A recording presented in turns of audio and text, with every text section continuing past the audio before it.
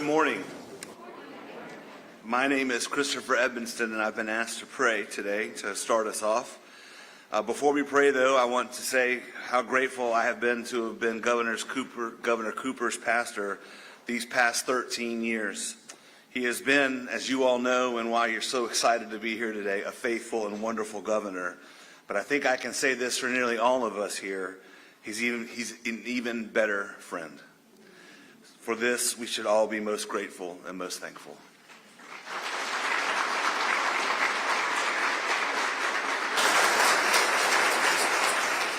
So please join hearts and minds in a word of prayer. Holy One, today we give you thanks for this beautiful place, North Carolina, its beautiful landscapes and its even more beautiful people. This land of the longleaf pine, from Greensboro to Goldsboro, from Tarboro to Black Mountain, from Wrightsville Beach to Banner Elk. It is rich and abundant and diverse. May we never take this fine place where we live for granted. At this moment, Holy One, we especially pray for those North Carolinians in our western counties who are still working hard to rebuild all that was lost or to create a new future in the wake of Helene. May we also never take our leaders, our own sons and daughters, for granted. And today we give you thanks for a son of this place, our state, this county, born not far from here, Roy Cooper, our governor, these 8 years. We thank you for the gifts you vested in him and for the faithful way he shared those gifts with all 10 million of us.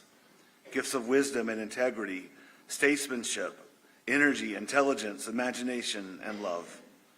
We thank you for the good work that he did to help our state be healthier, to help our state be more prosperous, how he worked to continue to protect our environment and our landscapes. We thank you for the ways that he helped us to recover from hurricanes, COVIDs, and economic challenges. He has indeed left his mark, and our prayer is that others will learn from his example and follow. Finally, God of heaven and earth, we pray for him in days to come. Bless him and his wife Kristen and their daughters with health and happiness. They have all given much to us to help us grow and prosper, and our prayer is that their days ahead would be filled with hope and happiness. Bless this world with your love. Make us ever mindful of the needs of others, especially those on the margins who are the most vulnerable and those who find themselves in an hour of need. Help us to see a day when your justice rolls down like waters and freedom and opportunity ring across every corner of this state. It is in your holy name that we pray. Amen.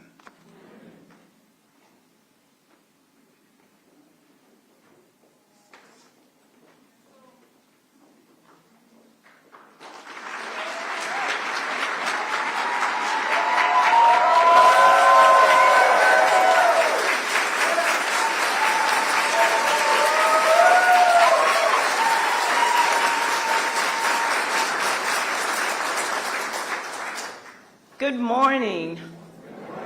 First, let me say how wonderful it is to be in Nashville, North Carolina. Many of us were here 24 years ago, right up the road. Judge Cooper, you will remember at the Agricultural Center when he first started this journey to be Attorney General. And then we were back in the same facility in 2015 when he decided he wanted to run for governor. For those of you who don't know me, my name is Christy Jones, and for many years I served as Governor Cooper's Chief of Staff. But today I'm a former Chief of Staff, and I'm here as a friend and a proud North Carolinian. You know, when Sadie called me and asked me, or she told me about the event, she said, we're having this big event to celebrate the governor's accomplishments. Will you come? And I said, I'll see what I can do. And she goes, well, Christy, we want you to introduce the governor. I was like, okay.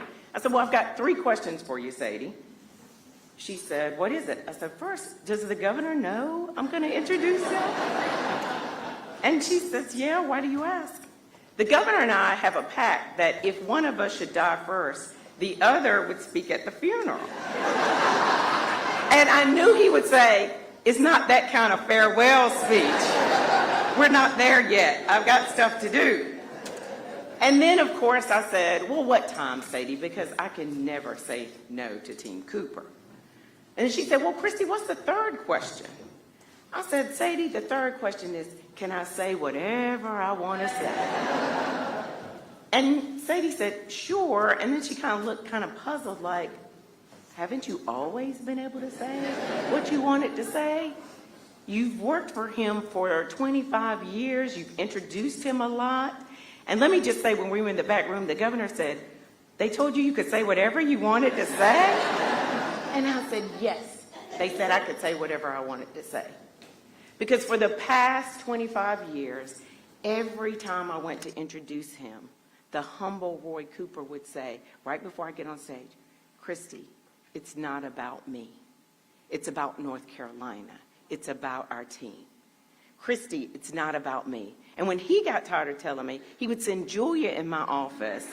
And Julia would say, Christy, I know you're going to do a good job, but the boss said it's not about him. You can't talk about him. You've got to talk about North Carolina's accomplishments.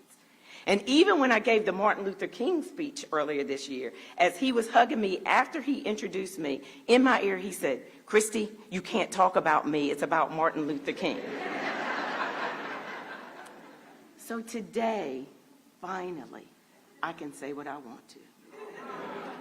And Roy Cooper, I'm here to say that everything that North Carolina has accomplished for the last 35 plus years, it is because of you. It is because of you. It is because of you. Been wanting to say it is about you. I declare it is about you. And it started a long time ago, and Judge Cooper will probably remember this. Even when you were a young student at UNC, you realized that if North Carolina was going to be great, even our smartest, our Morehead scholars, had to become public servants. And that's what you did. And then you decided to return here to Nashville to join the family practice. And you could have, like many of your other friends, just decided to practice law and make a lot of money. But not you, Roy Cooper. You decided to step up and become a public servant and run for State House. Now, we all know you wanted a job with air conditioning. But there were a lot of buildings with air conditions besides the one on Jones Street. And it was you, Roy Cooper, who at one time had 4 jobs. You were an attorney, you were the managing partner at your law firm, you were a state senator, and the majority leader. And it was you, Roy Cooper, in the midst of all that, could still be what the girls called the best dad ever. And a wonderful husband, I might add, she would say. And then it was you, Roy Cooper, who said, you know what? I've learned a lot of lessons, and I've applied and done great things in Eastern North Carolina. I want to take this and apply it all over North Carolina. And you decided to run for Attorney General. It was you, Roy Cooper, who became Attorney General. And you decided that you wanted to fight for consumers, so much so that you were willing to take on the big banking industry. And it was you, Roy Cooper, who said, I'm going to protect North Carolina's environment, even if it meant fighting pollutants from other states. And it was you, and I'm most proud, that would always do the right thing, even when it was hard. And I know Julia, Stephen, and I, and those who worked in the DOJ, know how much you love to be an Attorney General. But it was you, Roy Cooper, who was willing to sacrifice and step up when you saw your state was heading in the wrong direction. You, Roy Cooper, said, I will challenge an incumbent, which no one had ever beat an incumbent in North Carolina. It was you, Roy Cooper, that did that, because you wanted North Carolina to be in a better place. And it was you who became the 75th governor of North Carolina. And I think you prayed about it, and you had a vision for North Carolina. I'm personally grateful that you wanted to make sure that North Carolina had a state government that looked like the people it served and had the most diverse cabinet and set the bar for future cabinets. Now, I can look at him. Y'all can't see his face, but he is squirming up here. He is saying, who told Christy she could have all this time?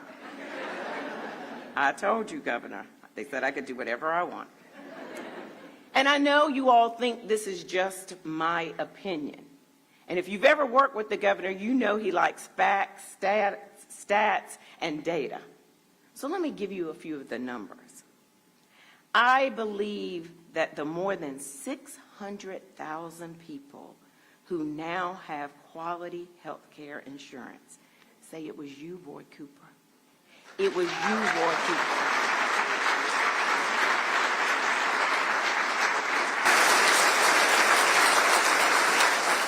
It was you because when everybody else wanted to give up on expanding Medicaid, you never gave up.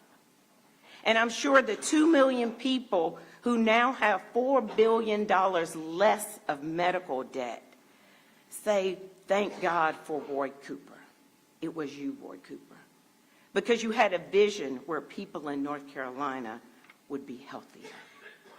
You know, throughout my career, we've all heard teachers, parents, students, thank you for your tireless efforts to highlight, sustain, grow, and magnify public education.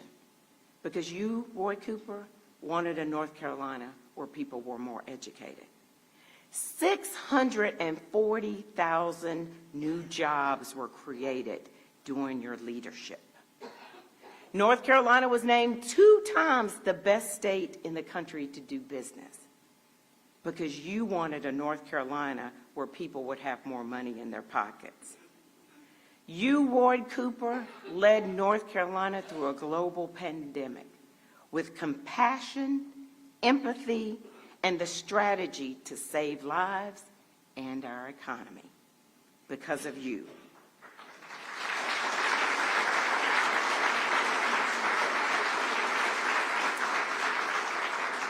And because of you, people who really want and deserved a second chance are getting that second chance because you believed in reentry, because of you. Now, today we will celebrate all of his wonderful accomplishments, and I'm so proud of those accomplishments. But for me, it's about who you are that I'm most proud of. I'm most proud that you would take time to write thousands of handwritten notes to people, that you would wipe the tears of grieving families' faces, that you would call to check on all of us and check on our families. It was you who inspired me and everyone in this room to be the best person we could be and to be public servants. It is you, Boyd Cooper, who values everyone,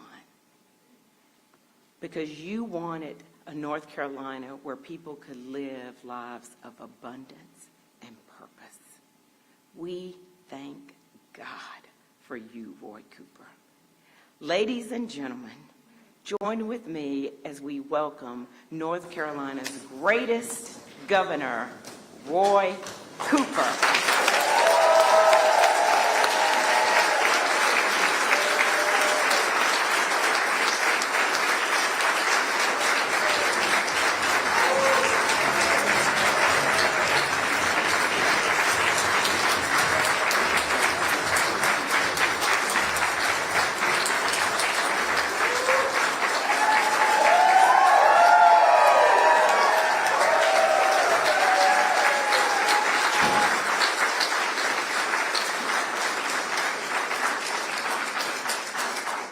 No editors on that speech.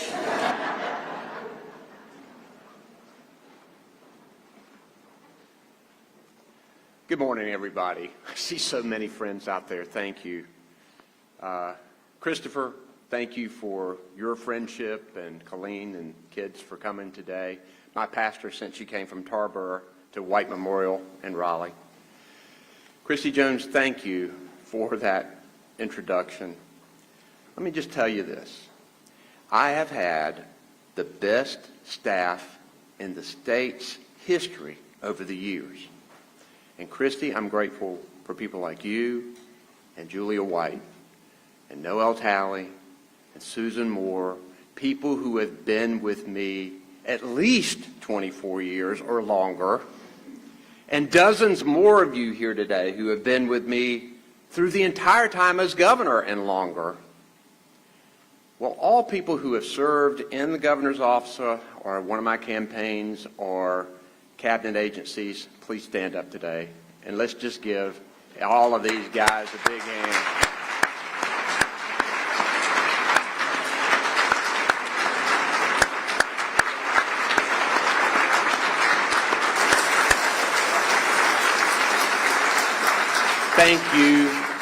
Thank you. You guys have helped make it all possible. You know, in answer to a question from a reporter last week about what I'd miss most as governor, I said, ingress and egress to sporting events.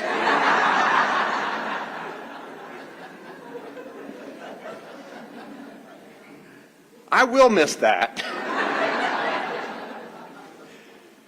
But the thing I will miss the most is the extraordinary public servants that I have worked with year in and year out. I'm deeply grateful for you, deeply grateful for your friendship and all you've done. I'm honored to see so many friends, new and old. It means so much you take time to be here today. But before I get any further, I want to thank my amazing family. You don't do a job like this alone. Your family serves too. I know my mom and dad are looking down and smiling. My amazing daughters, Hillary, Natalie, and Claire, also accomplished, along with my great son-in-law, Zach. My brother, Pell, a respected judge here in Nash, Edgecombe, and Wilson counties, and his wonderful wife, Meredith. And, of course, our fantastic First Lady, Kristen Cooper.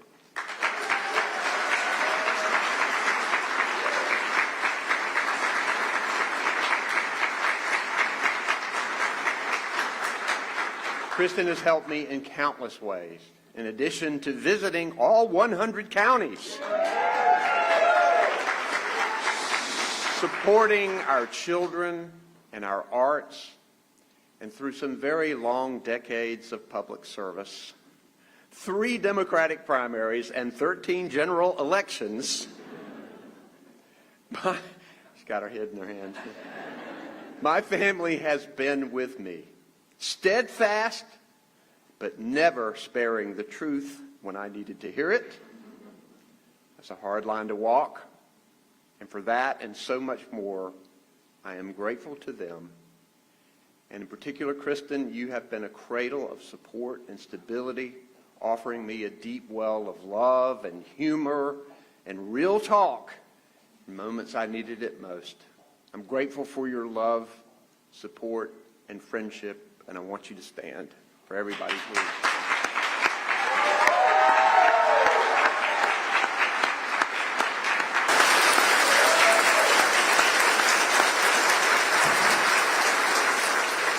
It's great to come home to be here with my extended family, the people here in my beloved Nash County and Rocky Mount. This is where Pell and I were born and raised. It's where we worked summers on the farm, and yes, Christy learned that we wanted a job with air conditioning. Where we went to Sunday school and church every Sunday, where we played Little League and then high school sports, where we learned from our mom and dad, our public school teachers and preachers, our neighbors, our entire community, the values that are the bedrock of our state: integrity, hard work, looking out for your neighbor. In 1957, 3 weeks before I was born, the North Carolina General Assembly did something that makes us unique among other states. They adopted a state toast that many of you know. If you grew up here, you likely learned the words as a child. If you moved here, you've certainly heard it recited and been curious about it. What you may not know is that the toast was actually written as a poem at the turn of the 19th century, some 50 years before it was adopted by the legislature. It is a beautiful toast that brings to life the natural splendor found across our state: flowers, longleaf pines, sunshine.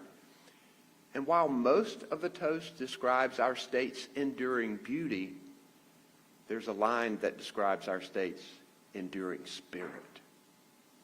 The end of the first verse says, North Carolina is where the weak grow strong and the strong grow great. It never ceases to amaze me that this line of poetry written about our state 100 years ago could just as easily have been written yesterday to evoke the soul of North Carolina. It's a line that reminds us that wherever we are in life, we can and we will get better. We are never done with the work. That our people are North Carolina's engine. That the choices we make today will impact not just our lives, but the generations to come. When I became governor in 2017, I established a CEO mission statement that everybody knows.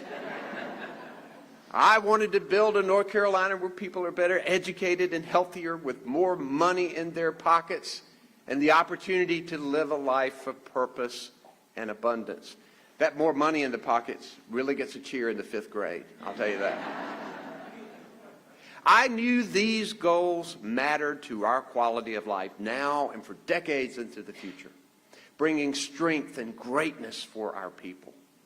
Today, in 2024, the progress we've made together on every part of that mission has been remarkable. Much of it is a great comeback story.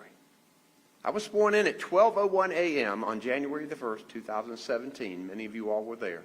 And while I physically took the oath in the state capitol, I also stood amid the rubble of House Bill 2. Major companies were pulling jobs out of our state. Musicians and entertainers were canceling shows. Sporting events were being moved. The film industry pretty much picked up and left town. The list goes on and on. North Carolina's reputation was in tatters. But there was one intangible impact that weighed heavy on me that New Year's Eve and the days to come. It was that so many people told me, this isn't who we are. This isn't what our state is about. We could measure the impact of HB2 and lost jobs and lost revenue and lost plans, but so many North Carolinians, they had lost their belief in our state. I knew we had to turn that around fast, and I knew we could, because in North Carolina, our success is our people. We rise time and again because of the resiliency of every community. But even as we got the legislature to erase HB2 from the books, these past 8 years certainly tested us in other ways. With historic challenges, as Christy mentioned, from devastating storms, and we pray for our friends in Western North Carolina and continue to work, to the shock of a global pandemic, our comeback story was never a given. But we did come back. Today, we have added more than 640,000 good-paying jobs since 2017. We're the 3rd fastest growing state in the country, the best state for business, and the epicenter for the clean energy economy. We have covered more than 600,000 people with health insurance through Medicaid expansion. And we have restored our reputation as a welcoming place where people can thrive, innovate, and grow.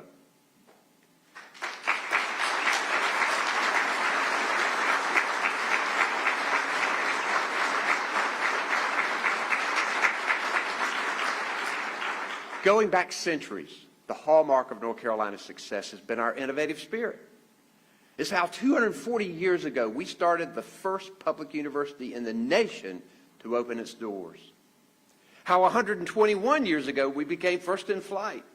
How 70 years ago a forward-looking group of North Carolinians created the Research Triangle Park to diversify our economy.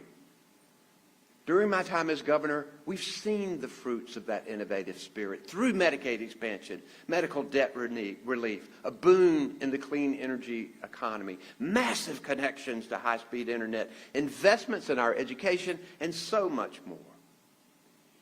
If our comeback story was never a given, then getting Medicaid expansion passed was a little more than a pipe dream when I became governor. But you know, the prospect of getting health care for hundreds of thousands of North Carolinians was too important. I knew that passing Medicaid expansion would be the working families bill of the decade. It's a story that took many twists and turns, and through all of them, we knew we could never, ever give up. Advocates who cared about this for different reasons, but who could influence their own Republican legislators. Business leaders who needed healthy workers. Rural county commissioners whose hospitals were on the edge of closing. Tough-on-crime Republican sheriffs came and walked the hall. They saw the toll of mental illness and substance abuse and knew that so many people in their jails needed health care and not handcuffs. And it worked. On December the 1st of last year, I handed Penny the state's first Medicaid expansion card with tears in her eyes and in mine. I went from getting sued in my first few weeks in office by Republican legislative leaders for trying to expand Medicaid to welcoming those same leaders to the mansion on a beautiful spring day 6 years later to sign the Medicaid expansion bill into law.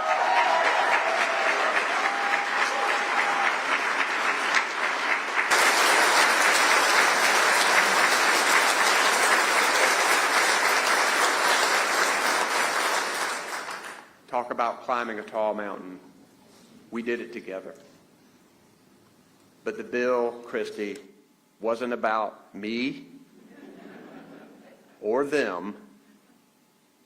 Medicaid expansion was always about the hard-working North Carolinians who desperately needed and deserved access to health care. The working people that I met all over this state. The child care teacher in Garner, the custodian in High Point, the home health worker in Charlotte. We expanded Medicaid for them and their families. And today, just over 1 year after the program went live, and half the time that we thought it would take, we have enrolled more than 600,000 North Carolinians in quality health care already.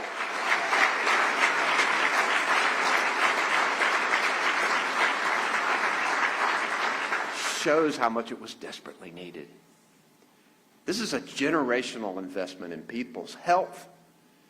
Because, you know, health, like wealth, is passed down. When someone can live a healthier life today, that passes on to their children and their children's children. It's how the weak grow strong and the strong grow great. The same goes for our work to get rid of medical debt. As Medicaid expansion reached more and more people, it was clear they were really happy to finally have health insurance, but often had a mountain of hospital bills that they couldn't pay, stopping them from getting credit, buying homes, sometimes getting a job. So together with feedback from hospitals and national experts and local advocates, we created a pioneering solution that leverages federal funds to relieve $4 billion in medical debt for 2 million North Carolinians. A plan that is now a roadmap for other states. Back in 2018, as the gears were still turning to realize the dream of Medicaid expansion, we created another important roadmap. I told my team I wanted to grow our economy while protecting our environment. And the best way to do that was to prioritize clean energy. I then signed Executive Order 80, which reaffirmed our commitment to fight climate change and lead our transition to clean energy. The order called for the creation of a North Carolina Clean Energy Plan, which we put together with input from all of the interested parties over about a period of 18 months. The plan itself generated worldwide attention for North Carolina, helping us to attract clean energy businesses with great paying jobs. But we knew we needed to put it into law to get the best results. And when our chance came, we put our clean energy roadmap to work and passed House Bill 951, which made North Carolina just the second state in the Southeast to put a carbon reduction requirement into law for our power producers. A 70% reduction by 2030 with attainment of carbon zero by 2050.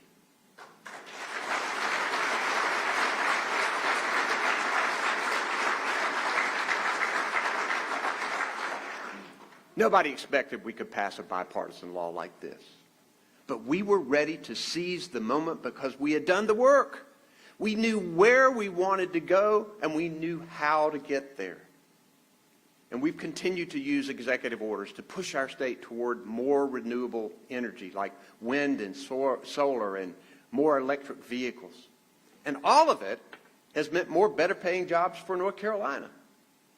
The investments we've made today have cemented our place as the epicenter of the clean energy economy. Let's take electric vehicles. I hadn't driven in 8 years. I might give me one. Stop rolling your eyes. Stop rolling your eyes. Stop it. It's going to be great. Might be a convertible. Anyway. Well, electric vehicles. The supply chain for components to make them is quickly becoming a made in North Carolina industry. We have a claim to every link in the supply chain, from the silicon chips to the electric batteries, all the way to the charging stations. But these investments are also a promise to future generations. They're a commitment to a stronger economy and a cleaner environment for our children and our grandchildren. But, and you knew I was going to talk about it, perhaps nowhere is our future on better display than the public school classrooms around our state.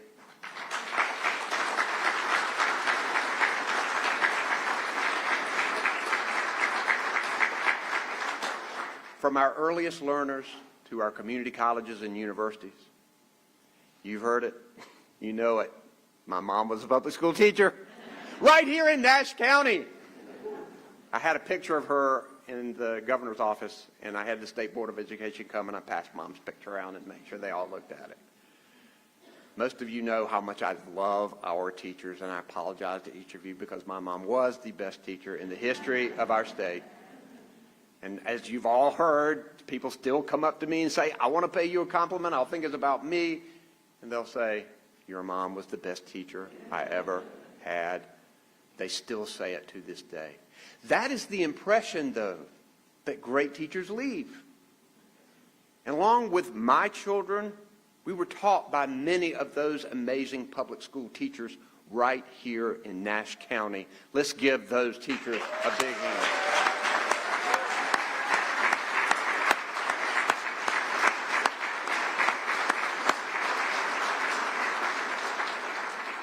At the start of my time as governor, we succeeded in pushing the General Assembly further than they otherwise would have gone on education investments, expanding North Carolina pre-K, reinstating the Teacher Fellows Program, and we've gotten public school teachers a total of 19% in raises over the years. Obviously, not near important to get. And after hearing from people in higher education that small emergency expenses like car repairs or medical bills were causing some students to drop out just before graduation, we created Finish Line grants with federal funds. It worked so well to help keep students in school that the legislature began to put it in the budget. And now more than 16,000 of these grants have helped students cross the finish line with a degree or credential so they can provide for their families.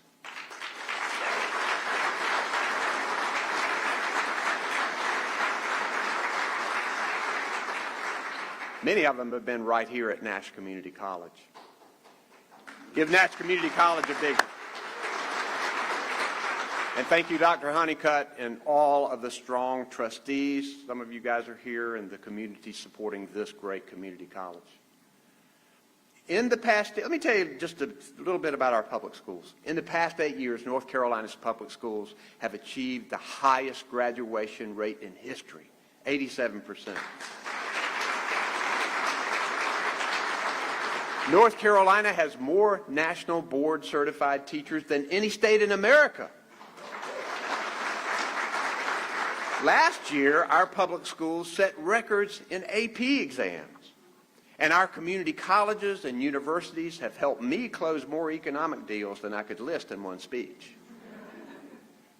We see the weak grow strong and the strong grow great because of public education. I'm going to get real and speak truth for a second here.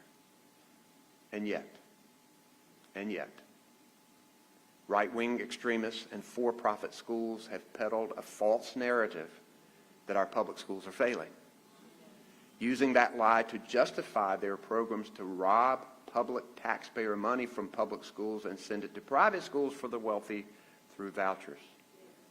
So, in my last year as governor, I designated 2024 as the year of public schools in North Carolina, because I wanted North Carolina to know, in all caps and boldface, that quality public education is the key to our state's success.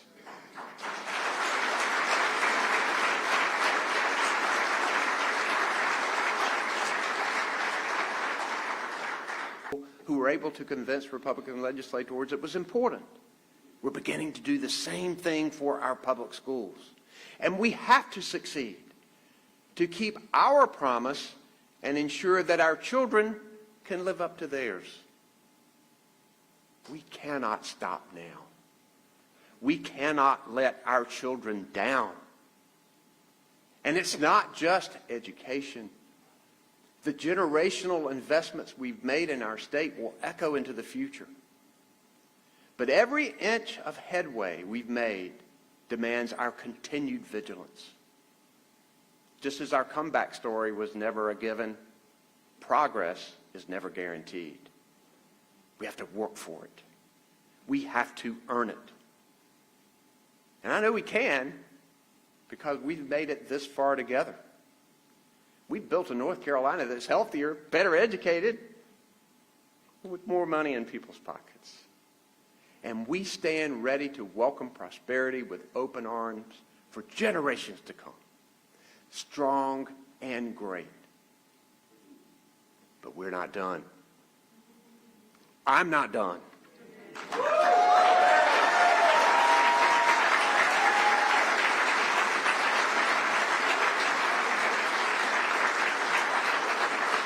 And you aren't either. You aren't either.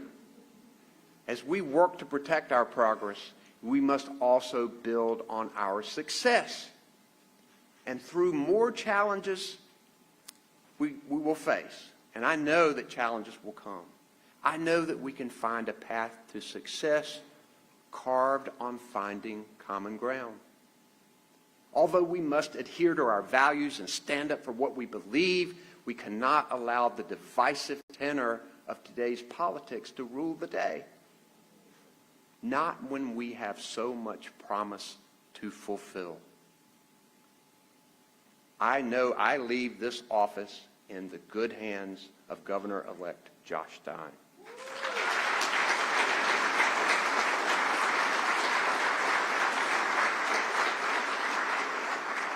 He will continue to build on our success and blaze his own new trails.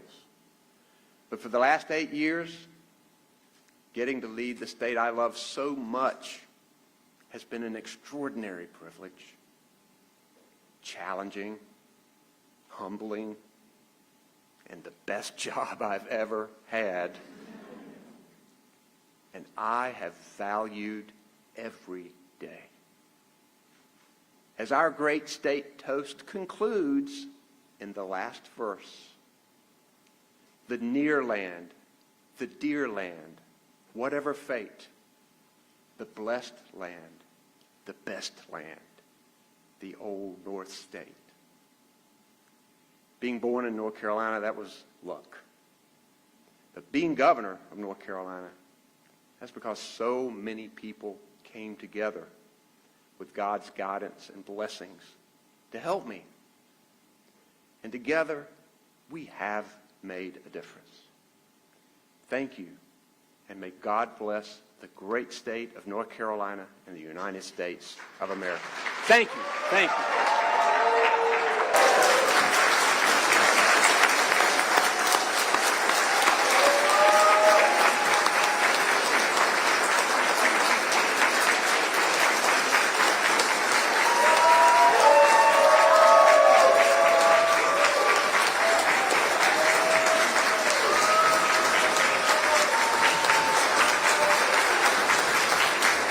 I look forward to seeing everybody. Thanks very much.